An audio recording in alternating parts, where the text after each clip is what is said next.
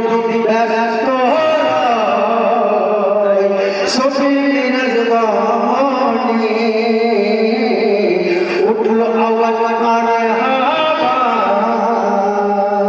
আরশে আজিম প্রাণে সুন্দর ছোট বলে শেষ করছি দেখুন সজাগ নূর ছিল